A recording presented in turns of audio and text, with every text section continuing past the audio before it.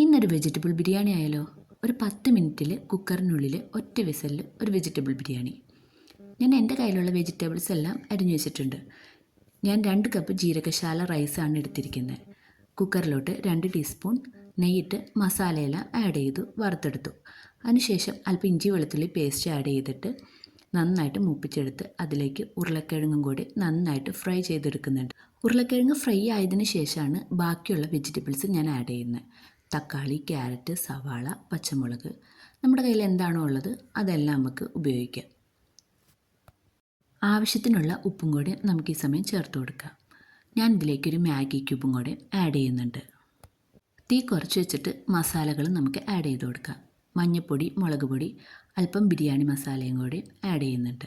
എന്നിട്ട് പച്ചമണം മാറുന്നവരെ നന്നായിട്ട് ഇളക്കി കൊടുക്കാം. 2 ഗ്ലാസ് അരിക്ക് 4 ഗ്ലാസ് വെള്ളമാണ് ഞാനിതിൽ ചേർത്ത് കൊടുത്തിരിക്കുന്നത്.